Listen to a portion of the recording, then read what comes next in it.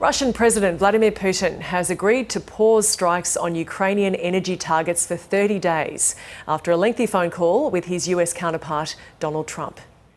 Владимир Путин созвонился с Дональдом Трампом. Телефонного разговора Владимира Путина с Дональдом Трампом. The conversation has dominated news bulletins in Russia, where the topics of discussion were described as a normalisation of bilateral relations, as well as the settlement of the Ukrainian conflict. A week after Kyiv agreed to a US proposal for a full 30-day ceasefire, the White House appears to have backed down on its demand for an immediate ground, air and sea truce. It's described the call to Moscow as the first step in a movement to peace. Right now, you have a lot of guns pointing at each other, and a ceasefire without going a little bit further would have been tough. Russia has the advantage, as you know. They have encircled about 2,500 soldiers. They're nicely encircled, and that's not good. And we want to get it over with. We had a great call. It lasted almost 2 hours. Talked about a lot of things and toward getting it to peace. And we talked about other things also. The Kremlin has labelled the call as a frank exchange of views, but Mr Putin has signalled any settlement on a broader peace plan has to eliminate the root causes of the crisis and recognise Russia's legitimate security interests.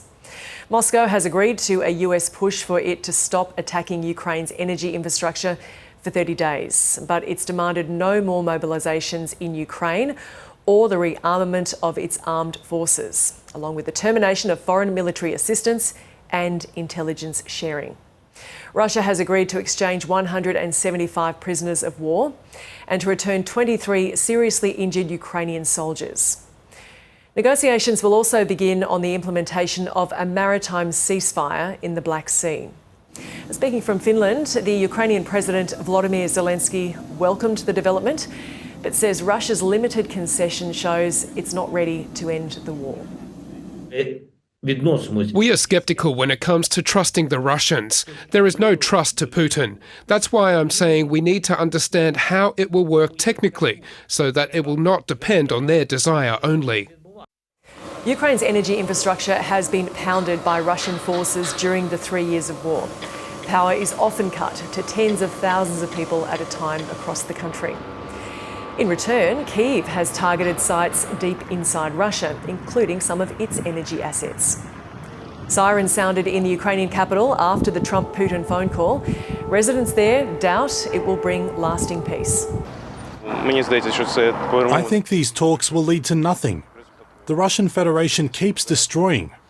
I think these talks are in vain. This is unacceptable, because it's obvious that it's aiming at weakening Ukraine.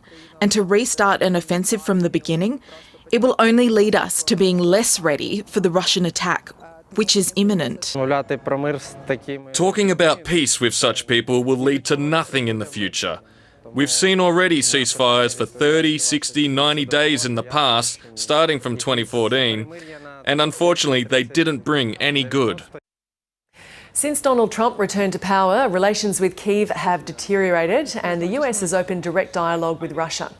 Mr Trump has suggested any permanent peace deal could include territorial concessions by Ukraine and ceding control of power plants.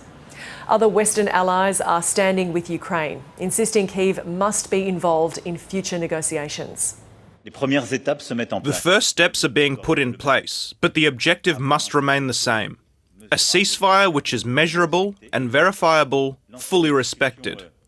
To launch full and detailed peace talks which will enable a solid and long-lasting peace. That remains our objective, and this is not conceivable without the Ukrainians at the table.